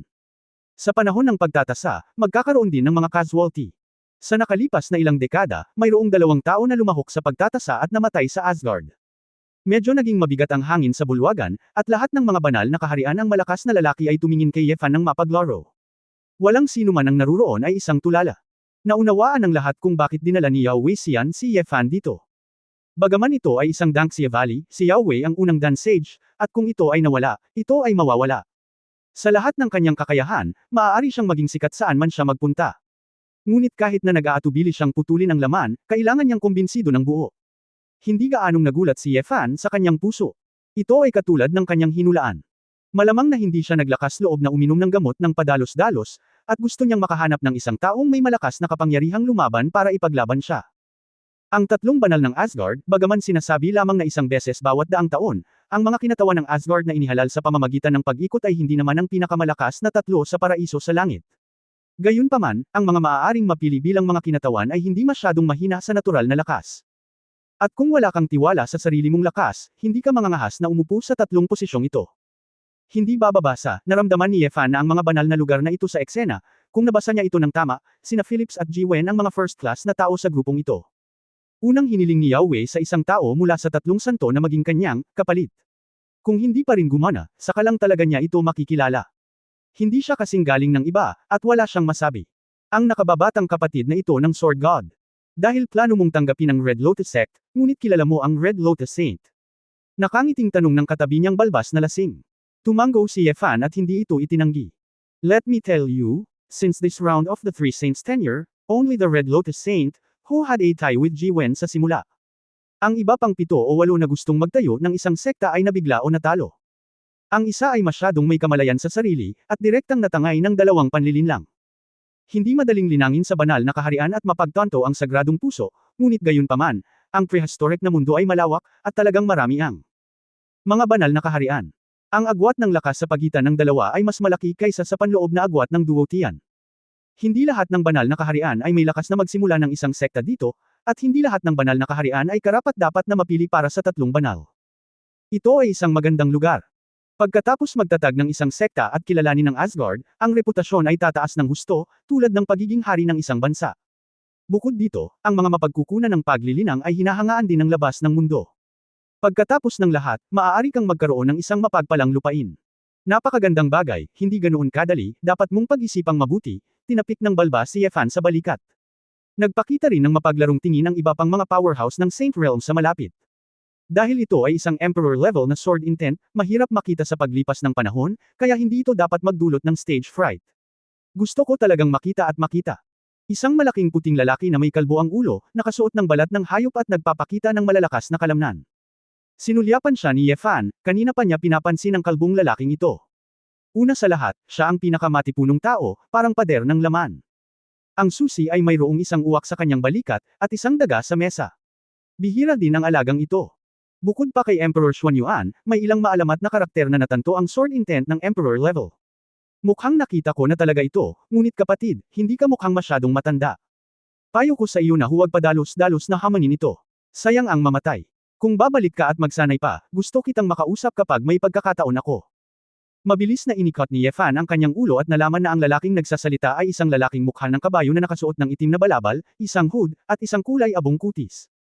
Malungkot ang buong tao. Ang punto. Ang lalaking ito ay nagsasalita na parang multo na bumubulong sa kanyang tainga, nakakatakot na paos. At ito ay napakabilis, kumakaluskos, hindi banggitin ang mga kuwit kahit isang kuwit. Kung hindi dahil sa tenga niya, hindi niya malalaman ang sinabi niya. Iyong kamahalan na Sword God, hayaan mong ipakilala ko sa iyo, ang malaking kalbo na iyon ay ang Panginoon ng Wanshuzai, ang Beast Saint Breton. Ang nagsasalita ng walang tigil ay ang Panginoon ng Big Women, ang Ghost Saint Zhongyi. Ang dalawa sa kanila. Ako ay naging kaibigan ko sa loob ng maraming taon, sabi ni Yao Weixian na may nakakalokong ngiti. Hindi katakataka na kampante si Yao Weixian, mararamdaman din ni Yefan na itong Beast Saint at Ghost Saint din ang pinakamagaling sa eksena. Ang mga malakas na tao sa banal na kaharian ay madalas na may ilang mga pangalan. Tulad ng ninunong si Zixuan na pinatay niya, wala siyang titulong, banal. Ang ganitong uri ng tao ay itinuturing na isang medyo ordinaryong banal na kaharian. Nang makitang tahimik si Yefan, nagpa siya si Yao Weixian at nadama na walang lakas ng loob si Yefan na kunin ang assessment na ito, na nagpapakita rin na hindi dapat magkaroon ng sapat na tiwala si Yefan. Your Excellency Sword God, kahit hindi ko alam ang eksaktong edad mo, pero dapat bata ka pa. Bakit hindi mo pag-usapan ang Divine Sword Sect sa susunod na taon? Hinanap ni Yao Weixian ang kapakanan ni Yefan. Malamig na tiningnan siya ni Yefan at sinabing, may tanong lang ako. Anong tanong? Si Yao Wei ang unang nagtaka. Sinulyapan ni Yefan ang mga powerhouse na naroroon, dahil wala akong pakialam sa kahalagahan ng pagbaril, paano kung patayin ko ang tatlong santo? Ang bulwagan ay patay na tahimik, at ang lasing na balbas sa tabi niya ay naningkit ang kanyang mga mata, ang hayop na santo, ang Ghost Saint, at iba pa. Ay maliwanag. Ibinuka muna ni Yao Wei ang kanyang bibig, pakiramdam niya ay natulala siya. Nakita na ng lahat ng naroroon ang mundo, ngunit ito ang unang pagkakataon na narinig nila ang ganitong uri ng tanong. Ang lalaking ito ay baliw na lampas sa kanilang imahinasyon. Sa katunayan, si Yefan mismo ay nagkaroon ng magulong alon sa kanyang puso, at may pakiramdam na nagsusurf sa tsunami at nakikipagkompetensya sa kamatayan. Hindi niya alam kung kaya niyang talunin ang tatlong santo, o kahit na kaya niyang labanan ang sinuman sa kanila, walang ideya si Yefan. Pagkatapos ng lahat, hindi alam ni Yefan kung ano talaga ang lakas ng tatlong santo. Ngunit pagdating dito ngayon, wala na siyang babalikan, isa itong hadlang na dapat niyang lagpasan. Hindi lahat ng labanan ay nilalabanan ng may katiyakan, at hindi kailanman isa sa alang-alang ng kaaway kung handa ka na. Katulad ng ilang araw na nakalipas, muntik na siyang mapatay ng apoy ni Suzuko, na hindi inaasahan ni Yefan. Walang naghihintay ang oras para sa sinuman, para sa blueprint sa kanyang isipan, para sa mga taong pinapahalagahan niya, at upang mabuhay, kailangan niya ng isang lugar upang tumayo. Kung hindi ka makapasa sa pagsubok ng Asgard ngayon, hindi mo karapat-dapat na pag-usapan ang tungkol sa hinaharap. Walang dress rehearsal sa buhay. Ngayong nakapagdesisyon na siya, pipiliin na lang ni Yefan na ilabas lahat. Iyong kamahalan na Sword God, iniisip mo talaga kaming matatanda. Bumalik sa katinuan si Phillips, at kumislap ang mga matandang mata, kung ang isa sa atin sa kasamaang palad ay namatay sa pagtatasa, natural na makakapasa ka sa pagsusulit. Ngayon, hindi na mananagot si Asgard. Ang tatlong santo ng Asgard, dahil sinasakop nila ang malaking halaga ng mga mapagkukunan ng Asgard at nasisiyahan sa katanyagan, natural na kailangang tanggapin ang responsibilidad na ito. Ngunit mula nang itatag ang Asgard, hindi kailanman nagkaroon ng Three Sage sa opisina. Mamamatay sa assessment, sa puntong ito. Gusto kong ipaalala sa iyo. Kabanata 297 Huwag Tumigil. 2097. Para sa isang powerhouse ng antas ng Sansheng ng Asgard, upang hatulan kung ang isang tao ay kwalipikadong magbukas ng isang sekta, maaari itong malaman sa ilang mga trick, at kahit na sa isang sulyap, maaari itong malaman.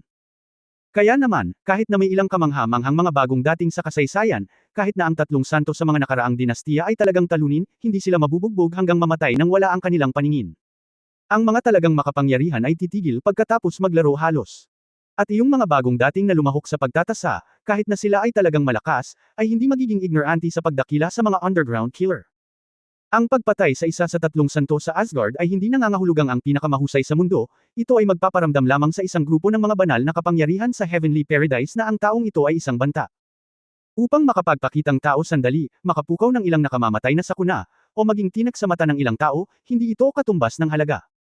Pagkatapos ng lahat, ang tatlong banal ng Asgard ay pinili din ng maraming makapangyarihang tao sa pinagpalang lupain.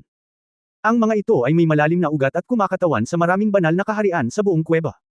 Pinatay mo ang kanilang tagapagsalita, hindi mo ba nilinaw na gagawin mo ang tama sa napakaraming tao? Bagamat ang malalakas na tao sa banal na kaharian ay hindi bubuo ng mga gang sa kumbensyonal na paraan, hindi rin nila gusto ang isang tao na saktan ang kanilang mga interes at sirain ang katatagan ng paraiso. Matapos pakinggan ni Yefan ang mga salita ni Phillips, mukhang kalmado siya at mahinahong tumango, buti naman, kung hindi kita sinasadyang mapatay, sayang ang oras. Hehe, hindi mo kailangang mag-alala tungkol dito. Nagtanong si Phillips na may nakaka-relax na ekspresyon, pagkatapos ay nagpasya ka, sino ang pipiliin mo bilang iyong kalaban? Nagkibit balikat si Yefan at sinabing, gusto kong subukan ang lahat, paano kung magkasama kayong tatlo? Ano? Anak, masyado ka bang mayabang? Marami sa mga powerhouse na naruroon sa wakas ay hindi na nakapagpigil, at direktang sinampal ang kaso. Nawala rin ang ngiti sa mukha ni Phillips, at si Ji Wen, nakakapulot lang ng gukon sa tabi niya, ay sumimangot. Natigilan si Yao Wei Xian, nakakita na siya ng ganoong baliw, at hindi pa siya nakakita ng ganoong lalaking walang batas. Akala niya ay nakatagpo siya ng isang makapangyarihang eskrimador, ngunit sinong mag-aakala? May nakilala siyang baliw. Your Excellency Sword God, masyadong malaki ang biro na ito. Naunang tumawa si Yao Wei, siguradong mamamatay ang lokong ito ngayon. Hindi na kailangan para sa kanya na gumawa ng isang pakikitungo sa lihim, at ako ay natatakot na ang tatlong santo ay hindi nais na manatiling buhay. Ang balbas na lalaki ay hindi na nakipag-ugnay kay Yefan, nagpout ng kanyang mga labi, at tumabi sa pitchel, hoy. Hindi ako masyadong matapang, ngunit ang aking utak ay hindi masyadong maliwanag. Hinaplos ng isang kamay ni Beast Saint Breton ang sariling kamay. Ngumisi ang alaga ng daga at sinabing, bagaman karamihan sa mga tunay na master sa mundo ay mapagmataas at paranoid na kakaiba, at mga baliw sa mata ng mga tagalabas. Ngunit sila, napaka-conceited. Bihira lang talaga, baka ang isang eskrimador na may intensyong espada sa antas ng emperador, ganyan ba silang lahat? Tumingin si Yefan sa paligid at nagtanong, bakit, hindi ba? Ang maislan at makatarungang mukha ni Qin Shengji ay nagpakita ng magandang ngiti, ngunit ang kanyang mga mata ay medyo madilim at tunay, hanggang ang tatlong santo ay kumakatawan sa harapan ng Asgard. Kung mag-isa tayong tatlo, hindi ka ba matatawa sa labas? Maaari ka lamang pumili ng isa. Kung talagang hindi mo alam kung sino ang pipiliin, handang gamitin ni Xiaosheng ang malamyang tunog ng piano saglit. Ang iyong layunin ng espada sa antas ng emperador. Makatitiyak ka, ang lakas ni Xiaosheng, kabilang sa tatlong santo, ay nasa dulo lamang, hindi kasing husay ng dalawang makapangyarihang nauna, ang Sorcerer King at Jiu Jiangxian. Nagpout si Yefan, ganun ba? Bakas sa mukha niya ang panghihinayang, pero gamaan ang loob niya sa loob ng mahabang panahon. Buti na lang. Hindi talaga nila tinanggap. Gumawa si Yefan ng napakayabang na panukala para lang ipakita na napakalakas niya. Alam niyang hindi papayag ang tatlong santo ng Asgard sa ganoong kahilingan dahil sa kanilang mukha. Anyway, kailangan nilang lumaban. Kung hindi sila makapasa sa level na ito, kahit maka-walk out sila ng buhay, tinatayang mamamatay sila. Ang Emperor level na sword intent ay hindi maiiwasang ituring bilang isang tinak sa tagiliran ng ilang mga tao. Kung ito ay hindi sapat na malakas, ito ay tiyak na mahak. Sa halip na ito, mas mabuti na maging mas galit ng kaunti. Kung mananalo ka, hindi ba iisipin itong mga taong ito na may kakayahan talaga silang 1 versus 3? Sa ganitong paraan, ang reputasyon at lakas ng isang tao ay maaaring mapakinabangan at maisapubliko, at walang sinuman ang mga ngahas na madaling hamonin ang kamahalan ng kanyang sarili at ang Divine Sword Sect. May toro na nagyayabang, walang nagyayabang, walang nagyayabang. Gayunpaman, pagkatapos ipagmalaki ito, kailangang maingat na pumili si Yefan. Tapos para sa akin, ang pinakamalakas na kalaban ay ang sarili ko. Sa pagkakatulad, ang pinakakatulad ko ay ang isa na isa ring eskrimador. Sabi ni Yefan, nakatingin sa isang lalaki na hindi pa nagsasalita mula simula hanggang wakas. Ang lalaki ay nakasuot ng kulay abong mahabang sando, masusing nakabutones, at ang maiksi at itim na buhok ay maayos na sinukle. Sa likod ng tenga, tahimik na nagbabasa doon ang isang lalaking may hawak na libro. Ang lalaki ay may makapal na kilay, malinis na balbas, at magandang hitsura, ngunit kung ikukumpara kay Ji-wen, siya ay mukhang katamtaman. Mukhang maamo itong storyteller, napaka-elegante.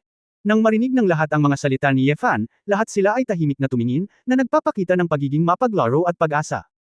Lumapit si Ye Fan, curious na kumuha ng sapphire wine glass sa harap ng lalaki, at naamoy ang purple-red liquid sa loob. Juice ito. Ibinaba ng matikas na lalaki ang libro, dahan-daang bumangon, at nakangiting sinabi, ang sariwang piniga na katas ng prutas mula kay Wu Lintian, ang sariwang piniga na juice, ay masarap, gusto mo ba? Tanong ni Ye Fan. Lahat ng tao dito parang ang hindi umiinom ng alak, pero ikaw lang ang wine sword na walang kamatayan. Bakit ganito? Ngumiti si Jiu Jiangxian at nagtanong pabalik, huwag kang tumigil sa susunod na tasa, totoo na uminom ka at nag-practice ng espada noong bata ka pa, ngunit. Dadaang taon ka nang tumigil sa pag-inom. Isang pagkakamali ang pag-inom. Payo ko sa iyo na huwag maging gaaman sa isang tasa. Cup mo stop. Nakinig si Ye Fan sa pangalan ni Jixian Sayan, at narinig niyang sinabi niyang, huminto sa pag-inom, sa loob ng daan-daang taon. Hindi niya napigil ang matawa, sino ang tumawag nitong Jixian Sayan? Hindi ba dahil hindi ka kamag-anak? Hindi ba? Natatakot akong hindi maisip ng mundo na si Jiu Jiangxian ay isang taong hindi umiinom ng alak, at hinihimok pa ang mga tao na huwag uminom. Haha! Ang pamagat noong bata pa ako ay hindi karapat-dapat na banggitin. Ang bawat tao'y gustong tumawag dito. Natural, wala akong problema dito. Sabi ni Cup Moing na may maamong ngiti. Tumango si Ye Fan, pagkatapos ay hilingin kay Senior Jiu Jiangxian na subukan ako. Bei Moing. Tumingin kay Phillips at Ji-wen na medyo nahihiya, hindi ko ini-expect na palagi akong nanahimik, pero napili pa rin ako. Haha. Brother Cup, dahil ang sword god na ito ay isang emperor-level swordsman na may sword intent, dapat ay masigasig siya sa sword intent. Kahit na nakaupo ka palagi at hindi umiinom ng isang patak ng alak, hindi siya magkakamali. Kung hindi mo man lang masabi kung sino ang diwata ng wine sword at kung sino ang lasenggo, malamang na peke ang kanyang layunin sa espada sa antas ng emperador. Sabi ni Ji-wen, at walang magawang sumulyap sa lalaking nakainom. Malaking balbas na lalaki. Masayang ngumiti ang balbas na lalaki, huwag mong sabihin, akala ko talaga mapagkakamalan niya akong Kuya Cup, haha. Umiling si Cup Moting at sinabing, bueno, hindi ako natuto sa mga eskrimador sa loob ng maraming taon. Ngayon, pakiusap. Kabanata 2078 Lasing na Bulaklakin. 2098. Sabi ni, huminto si Cup Mo at tinapik ang kanyang mga daliri sa paa, at ang figure ay lumampas ng daan-daang metro at nakarating sa kumikinang na lawa. Kinusot ni Ye Fan ang kanyang mga mata, kumislap ang kanyang figure, at pumunta rin siya sa tapat ng Cup Moting, 50 metro ang layo. Akala ko yun. Hahayaan na sana siya ni Cup Moting sa labas ng Asgard, ngunit tila kailangan lang siyang masuri sa simbahan. Parang. Nang makita ang mga alalahanin ni Ye Fan, huminto si Bei Mo at sinabing, huwag kang mag-alala, kamahalan, ang sanctuary ang pangunahing lugar ng buong Asgard. Ito. Ang banal na lawa ay hindi lamang sapat na malawak, ngunit mayroong isang napakalaking lawa sa ilalim nito. Mahusay na hanay ng mga diskarte. Ang tubig sa lawa ay maaaring sumipsip ng kapangyarihan ng kaguluhan na inilabas ng libu-libong mga banal na lugar sa parehong oras, at ang simboryo ay maaari ring makatiis sa prestihiyo ng 100 banal na lugar. Kahit na may ilang mga bitek, ang mataas na konsentrasyon ng aura sa paligid ng simbahan ay maaaring mabilis na ayusin ang labanan sa pagitan mo. At hindi ako magiging pabigat sa simbahan, at magagamit ito ng iyong kamahalan sa nilalaman ng iyong puso. Gumaan ang pakiramdam ni Ye Fan nang marinig niya ito. Sa totoo lang, ayaw niyang lumabas para makipagpaligsahan. Kung ang isang tao mula sa ilang mga angkan o aristokratikong pamilya ay nakakita ng isang bagay, ito ay magiging masama sa kanyang pagbabalik sa dakilang ekspedisyon. Kung ganoon nga, bunot tayo ng espada, senyor, sabi ni Ye Fan na nakataas ang kamay.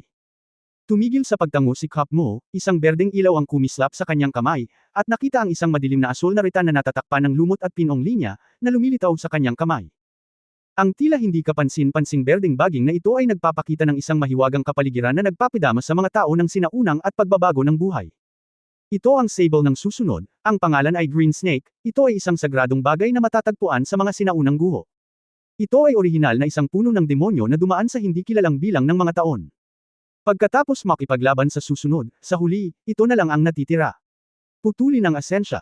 Marahang hinaplos ni Cup Moting ang Green Snake Sword, gamit ang isang kamay, at isang malabong berdeng halo ang kumislap sa ritan. Oo. Bulong ni Fan sa kanyang puso, paano magkakaroon ng mga banal na relic ang isang malakas na tao sa banal na kaharian. Sa hinaharap, kakailanganin kong maghanap ng ilang piraso upang punan ang harapan.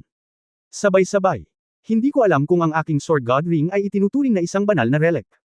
Sayang at hindi ko ito maipakita sa iba. Gayunpaman. Karaniwan na ang isa sa tatlong santo ay may sagradong bagay, ngunit hindi ko lang alam kung ano ang napakalakas ng ritan na ito. Oo. Hindi maiwan si Fan, kaya't tinanguan niya ang kanyang ulo na may normal na mukha, at sinabing, dahil ang nakatatanda ay may hawak na banal na relikya, kung gayon ay makatitiyak ako, kung hindi, sasabihin ko na nanalo ako gamit ang mga sandata, at hindi ako mananalo sa pamamagitan ng puwersa. Iyon ay hindi nararapat. Sa sandaling bumagsak ang boses, iwinagayway ni Yefan ang kanyang kamay, biglang hawak ang itim na higanteng espada sa kanyang kamay, at sabay na binitawan ang lumilipad na espada. 10,000 lumilipad na mga espada sa antas ng espiritu ang nagliliwanag at makulay, umiikot at sumasayaw, tulad ng mga bituin na dumarating sa mundo. Ang grupo ng mga powerhouse ng Saint Realm na nanonood sa Dome Hall, maliban kay Yao Wei, na nakakita na noon, ay kalmado pa rin. Lahat ng ang ibang mga powerhouse ng Holy Realm ay nagulat lahat, at ang ilan ay natulala pa nga. Ito, paano nakakuha ang batang ito ng napakaraming spirit level flying sword? Ito ay masama, tama ang nabasa ko, hindi ba dahil ninakawan niya ang lahat ng spirit level flying sword sa wild? Bagaman hindi mababago ng mga sandata ng espiritu ang pangkalahatang sitwasyon, ngunit ang bilang na ito ay masyadong pinalaki. Ako, narinig na ang layunin ng espada sa antas ng emperador ay matatawag na pagsuko ng Wanjian. Natatakot ako na ginagamit niya ang layunin ng espada para maghanap ng mga sikat na espada mula sa buong mundo. Maraming nagsasalita ng Saint the Realm powerhouses, at ang mga ekspresyon sa kanilang mga mata ay mas seryoso. Tasa.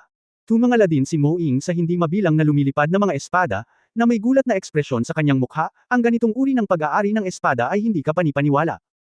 Ang iyong nagpapakilalang Diyos ng espada ay naging mas kumbinsido sa akin. Isang punto lang ba? Ngumisi si Yefan at sinabing, hindi sapat iyon.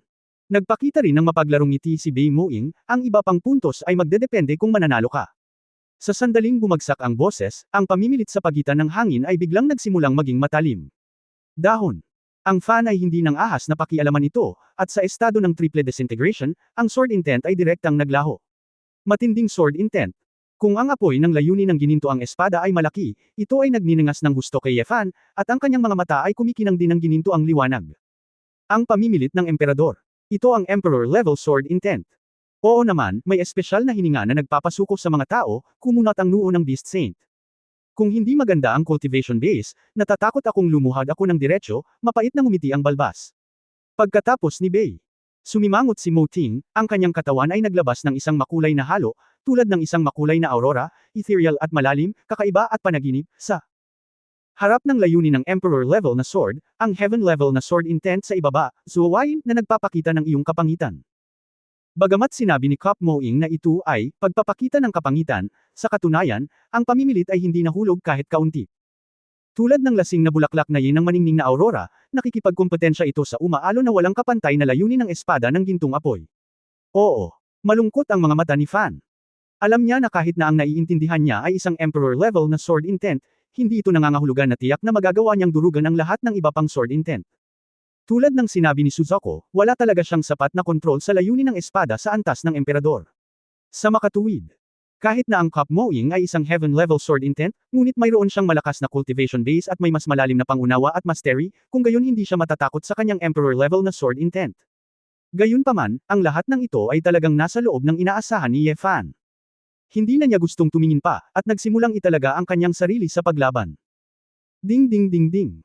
Sa patuloy na pagtaas at banggaan ng dalawang puwersang mapuwersa, ang pag-ikot sa bulwagan, ang ilang mga tasa at set ng tsaa na nakalagay sa mesa ng alak ay nagsimulang magkabanggaan.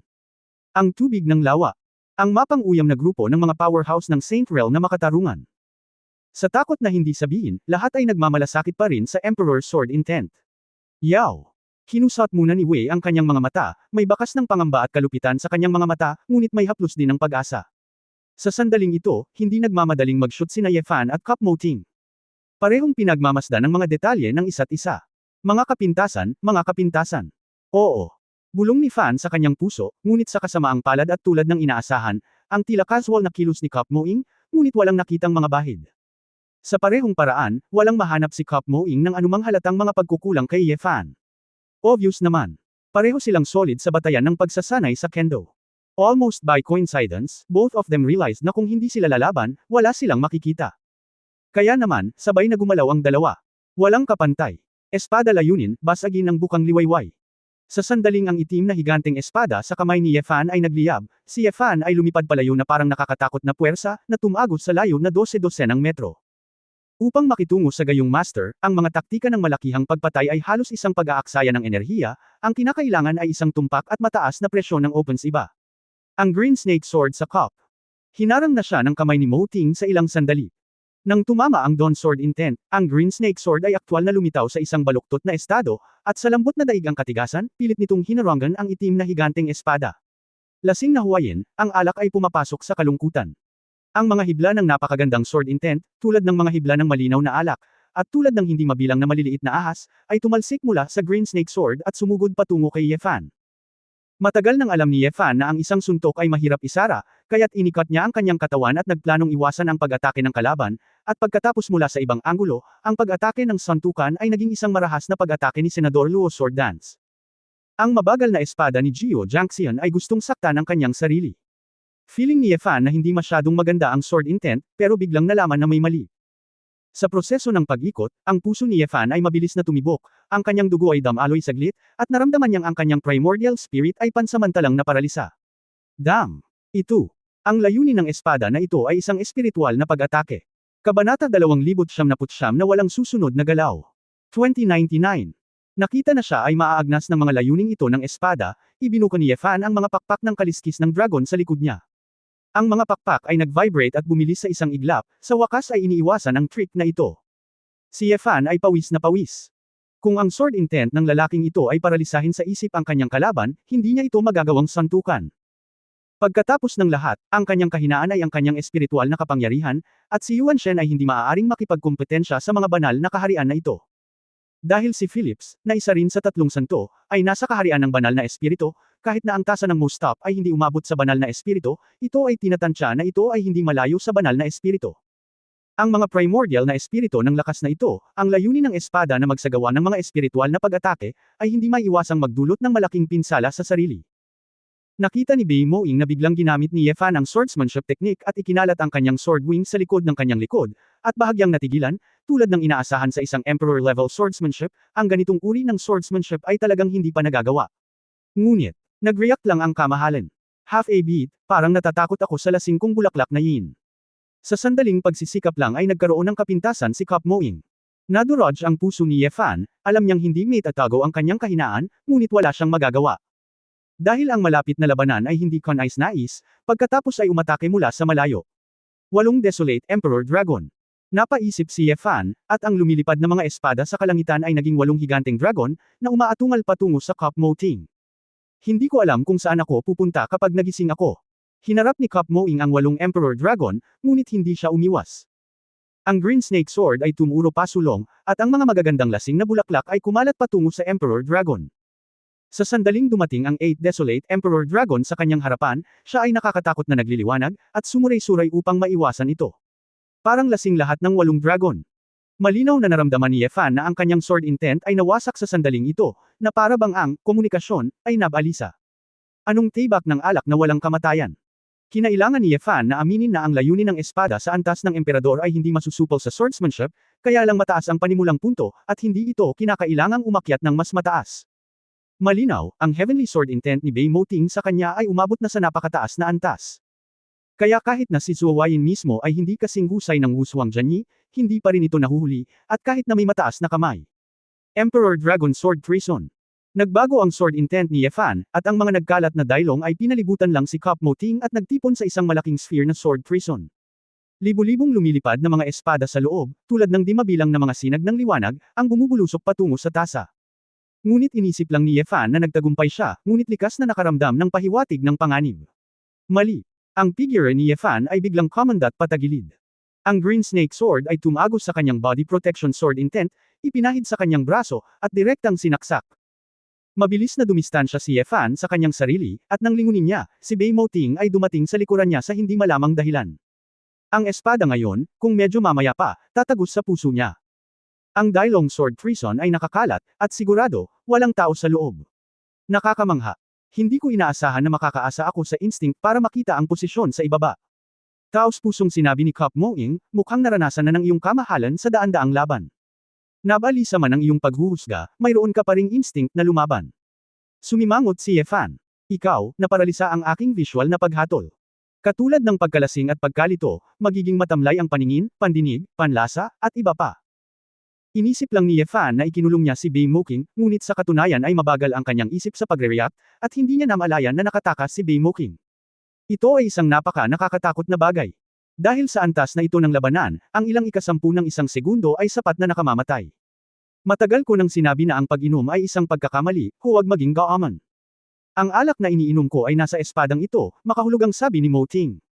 Napalunok si Ye Fan, Wine Sword Immortal. Wine Sword Immortal. Hindi siya umiinom, ngunit ang kanyang espada ang pinakamalakas na alak sa mundo. Hindi man lang ako naglaro ng ilang trick bago ako nagsimulang lasing. Mabilis na laban.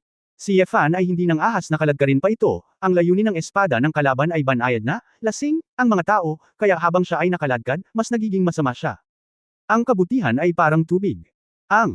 Ang lumilipad na espada sa langit ay umatras, at ang ginintoang likidong espada ay parang tubig sa bukal na bumubulusok mula sa manipis na hangin, at ito ay parang tubig ng tiyanhi, na gumugulong. Sa pabilog na bulwagan, nakita ng isang grupo ng mga eksperto mula sa banal na kaharian ng eksenang ito, at muling nagpakita ng kanilang pagkamangha. Ito ay Sword Intent. Sword Intent Liquefies. Paano ito ginagawa? Ang Diyos ng espada na ito ay may kaunting lakas, ngunit sayang. Siya ay napakabata at masigla, bumantong hininga si Phillips. Noong unang nakita ni Yahweh ang Liquid Sword Intent, kinabahan siya, ngunit nang marinig niya itong sinabi ni Phillips, medyo gamaan ang loob niya, oo, magarbong kasanayan lang ito. Kasabay nito, nahuli rin itong si Kap Moing ang gintong lawas sa langit ay nabigla. Kawili-wili, tumigil sa pag-ungol si Kap Mo. Si Ye Fan, gayunpaman, ay wala sa mood na makinig sa paghanga ng mga tao. Mas concentrated na siya ngayon kaysa dati, sa takot na may mamis siya dahil sa kabagalan niya. Isang patak ng Golden Sword Intent ang lumipad. Ang Milky Way ay bumagsak ng siyam na langit. Ang napakalaking Golden Liquid Sword Intent ay sumugod patungo sa patak ng tubig na ito, dumaan upang bumuo ng high-pressure Liquid Sword Intent Shockwave. Boom! Gitling! Ang bilis ng Liquid Sword Intent Shockwave ay napakabilis na direktang nilamon nito ang buong tasa na si Mo Ting. Ang Sword Intent ay magagamit pa rin ng ganito. Medyo nagulat ang isang grupo ng mga Holy Realm Powerhouse nang makita nila ang eksenang ito. Ang puso ni Yahweh siya na katatapos lang mahulog, biglang sumabit sa kanyang lalamunan. Kinusot-kusot ni Jiwen ang kanyang mga mata at sinabing, napakalakas talaga. Gayunpaman, hindi madali si Brother Cup. Nakita ko na pagkatapos ng siyam na araw na pagbagsak ng Milky Way, isang makapal na asul kayumangging baging ang lumitaw sa lugar kung saan huminto ang Cup mo. Kolom. Nabasag ang poste ng baging, na inihayag ang tasang ibinalot ni Mo Ting dito.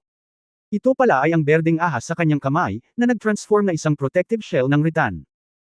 Inabot ni Kap Mo Ting at pinunasan ang ilang rattan scrap mula sa kanyang katawan at sinabing, sa isang patak ng tubig, ang layunin ng likidong espada ay maaaring agad na may sigawa sa sobrang bilis at lakas. Talagang hindi ko inaasahan. Kung hindi dahil sa berdeng ahas. Mahirap talagang itago ang hakbang na ito. Ipagpalagay na ayon sa sentido komun, ang ilan ay gumagalaw ngayon, kahit na makapasa ka sa pagsubok. Ngunit, ang gusto mong itayo ay ang Divine Sword Sect, at ang gusto mo ay ang buong Dangxia God, kailangan kong itaas ang pangalan ng Sword God na ito. Ang ganitong uri ng kahilingan, kung umaasa ako sa mga paraan ngayon, hindi ito sapat upang kumbonsihin ako. Okay lang, sabi ni Ye Fan na may blankong mukha, kahit na lumaban ka sa pagkakataong ito. Oo, ngunit hindi ka mapoprotektahan ng iyong berdeng ahas ng ganito sa lahat ng pagkakataon. Tama, pinunasan ni Kap Moing ang Green Snake Sword gamit ang isang kamay, bagaman ito ay isang sagradong artifact, hindi ito maaaring gamitin ng ganito sa lahat ng oras. Ang susunod na hakbang. Maaaring hindi ka mapalad, sabi ni Ye Fan. Bahagyang ngumiti si Kap Moing, tama, sayang. Baka wala ng susunod na hakbang ang kamahalan. Sumimangot si Ye Fan, biglang sumama ang pakiramdam. Si Ye Fan ay umubo ng isang subaw ng dugo, at ang Green Snake Sword ay parang isang mabagsik na makamandag na ahas, na tumusok sa kanyang puso mula sa likuran. Sa unahan, nawala si Kap Mo Ting, na kanina pa nakangiti, naging ilusyon. Kabanata 2100, hikayati ng papalubog na araw gamit ang alak. 2100. Sa paglipas ng panahon, ang mga epekto ng Zuowain ay patuloy na tumataas. Ito ay tulad ng pagsipsip ng lumang alak, na ginagawang patuloy na mapurol ang pangunawa ni Ye Fan, at hindi man lang niya masabi ang totoo mula sa peke. Sa bulwagan ng Simboryo, ang mga makapangyarihang tao sa banal na kaharian ay hindi kakaibang makita ang eksenang ito. Nakangiting umiling si Yahweh Sian, at medyo may pagmamalaki at medyo nanghihinayang, tapos na ang batang ito. Lalaban ako kay Brother Cup. Kung hindi mo gagamitin ang buong lakas mo, maghihintay ka na lang mamatay. Kung mas matagal ang alak ay natitimpla, mas nakakalasing ito. Ang balbas na lalaki ay humigop ng alak at sinabing may emosyon. Hindi nila nagawa ang kanilang makakaya, ano ang ikinababahala mo? Hinaplos ni Phillips ang kanyang balbas at nakangiting sinabi. Lahat ng mga banal ay tumingin kay Phillips, ang ilan ay ngumiti at tumango, at ang ilan ay bahagyang naguguluhan. Sa sandaling ito, tiniis ni Yefan ang matinding sakit sa kanyang puso, at biglang ikinalat ang mga pakpak ng kaliskis ng dragon sa likod niya. Napakalapit ng sword wing na ito kaya tumigil si Cup Mo sa pag-atras at hinugot ang Green Snake Sword. Bagamat dumudugo pa rin ang butas sa puso, napaka-tyrannical ng katawan ni Yefan. Sa ilalim ng triple disintegration, sa napakataas na konsentrasyon ng espiritual na enerhiya, ang katatagan ay mas hindi makatwiran. At sa sandaling ito, hindi nang ahas si Yefan na itago ang kanyang dugo ng dragon. Ang kapangyarihan ng linya ng dugo ng apoy na dragon ay mabilis na nagpabilis sa bilis ng pagpapagaling, at ang ginintoang pulang halo ay patuloy na nagmumultuhan sa nasugatan na puso. Bagamat medyo nakakapanghina ang pagkakasaksak ng ganito, hindi maganda ang kabuoang epekto. Nagngangalit ang kanyang mga ngipin, kinuyam ni Yefan ang kanyang kamay, at ang gintong tubig sa lawa ay natipon sa kalangitan, na direktang bumubuo ng isang gintong globo. Nang makitang hindi namatay si Yefan, ang lahat ng mga banal na kaharian ay tumalikod at pinalibutan si Cup Mo Ting ng likidong espada, at hindi maiwasang magulat. Shenlong Bloodline. Bakit nagpakita ulit ang Shenlong clan ng Emperor-level sword intent? Bulalas ng Beast Saint. Napakalakas ng kanyang banal na katawan. Napakunot ang noo ni Yao Wei, iniisip na si Yefan ay malubhang masusugatan. Mukhang hindi masama ang kaharian ng apoy na dragon, ngunit hanggat hindi sapat ang 5 kuko na gininto ang dragon, hindi ito sapat upang maapektuhan ang pangkalahatang sitwasyon, hindi pa banggitin na hindi naging seryoso si Brother Cup. Detalyadong ungol ni Ghost Saint Zhongyi. Sa loob ng kumikinang na globo ng gintong tubig. Lumingon si Yefan, tumingin kay Cup Mo Ting at sinabing, sa pagkakataong ito. Wala kang mapagtatagwan. Tiningnan ni Cup Mo Ting ang sugat sa puso ni Yefan, na mabilis na naghihilom, at damilat, Dragon Bloodline. Your Excellency, is it from the Shenlong clan? After higit sa 10,000 taon, ang Shenlong clan ay nakagawa pa nga ng isang Emperor-level swordsman, na karapat-dapat na maging pinuno ng 4 na angkan. Tumigil ka na sa pagpapanggap, hindi ako naniniwala, napakaraming banal na kaharian mo, magagawa mong patayin silang lahat. Hindi ko makita ang pinanggalingan ng aking bloodline. Sabi ni Yefan. Huminto si Cup Mo at ngumiti, dapat ay ginamit ng inyong kamahalan ang Hidden Dragon Art. Bagamat may nakita akong ilang mga pahiwatig, hindi ko pa ito nakumpirma. Kung hindi, ulo lang ang sinaksak ng espada, hindi puso. Bagaman tila mas nakamamatay ang pagpatay sa ulo, ngunit ang pinakasensitibong bagay para sa mga monghe ay madalas ang ulo. Ang mental power ng cultivator ay pinaka-concentrated sa utak. Bagaman walang mga mata sa likod ng ulo, ang kakayahan ng maagang babalan ng utak ay magiging mas malakas. Karamihan sa mga tao ay tatawagan itong sixth sense, ngunit para sa mga monghe, ang sobrang sense na ito ay patuloy na pinalaki at pinahuhusay. At kung ang kaluluwa ng dragon ay nagising, ang kaluluwa ng dragon ay natutulog na sa utak, at ang pangunawa ay magiging mas malakas. Ang pagkakaiba ay 1,000 milya ang layo, at ang isang pagkakamali sa paghatol ay maaaring humantong sa sarili nitong mapait na alak. Kung sasaksak ng espada ni Cup Mo Ting ang ulo, malamang na mararamdaman ito ni Yefan, kaya medyo mas ligtas na saksakin ang puso. Sabi mo wala na akong next move, parang na-disappoint ka. Ang mga salita ni Yefan ay hindi natapos, ang buong malaking gininto ang likidong globo, ang lahat ng layunin ng espada ay namuo sa loob. Libo-libong gintong agos, tulad ng mga guhit ng gininto ang espada, ang sumabog sa tasa. Kasabay nito, ang gintong likidong globo ay mabilis na lumiit. Tatagal lamang ng ilang segundo para huminto ang tasa at walang mga puwang upang mabuhay. Hindi alam ni Yefan Zhengqiu kung paano mahuhuli ang tunay na katawan ni Cup Mo Ting, ngunit kahit na nasaksak siya ng espada, nakahanap siya ng pagkakataon para makabawi. Lasing na huwayin, hawakan ang alak para mahikayat ang papalubog na araw. Huminto si Cup Mo ngunit hindi siya natakot. Isinayaw niya ang kanyang espada sa hangin, at ang berdeng ahas ay gumuhit ng mga kahangahangang alon. Parang border crossing, inuman at palm sa mga kaibigan, at pagsasayaw ng espada para magdagdag ng saya bago umalis. Sa saliw ng kanyang sword dance, si Xiangshan Roushui ay ganap na hinarang niya, at hindi siya makakapasok sa saklaw ng kanyang sword intent. Ang mga bahid ng gintong likido ay tila naging parabola, nahuhulog at lumilipad muli, lumilipad sa lahat ng direksyon. Isang beses pa, ang sword intent ni Yefan ay lasing. Bagaman makapangyarihan ang intent ng espada ng inyong kamahalan, mukhang maliit lang ang epekto nito sa susunod. Huminto sa pagtalon si Cup Mo at umindat gamit ang espada, pumutok ang gintong globo, at lumipad siya palabas. Nalaman ni Yefan na kung paano kontrolin ang sarili, hindi siya makontrol ni Xiangshan Roushui.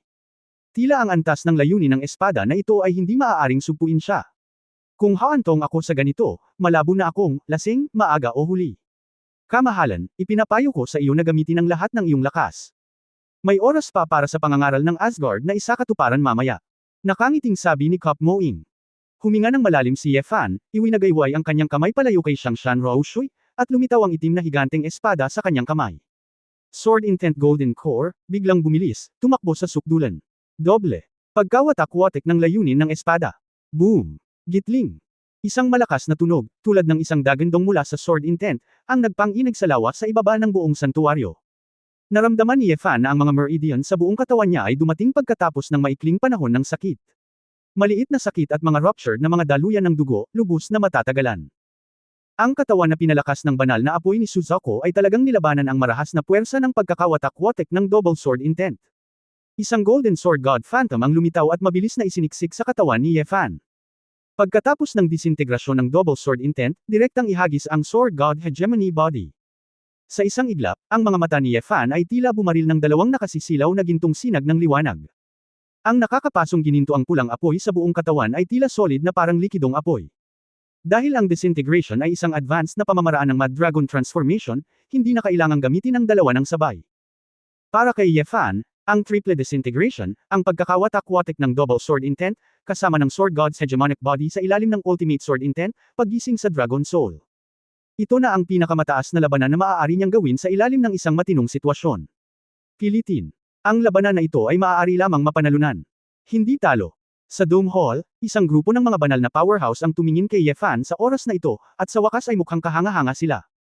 Bagamat sa sandaling ito, ang kalagayan ni Ye Fan ay tila hindi kahanga-hanga tulad noong siya ay lumilipad ng mga espada sa kalangitan, at noong siya ay kasing husay ng tubig. Gayunpaman, lahat sila ay mga eksperto, at makikita mo sa isang sulyap kung gaano kalubha ang tila, mababa at pinipigilan, na layunin ng espada ni Ye Fan. Siya, paano niya nagawa? Paanong biglang tumaas ang pressure? Ibinuka muna ni Yao Wei ang kanyang bibig, natutuwa na hindi siya nagkusa. Maaaring ito ay ang Mad Dragon Transformation.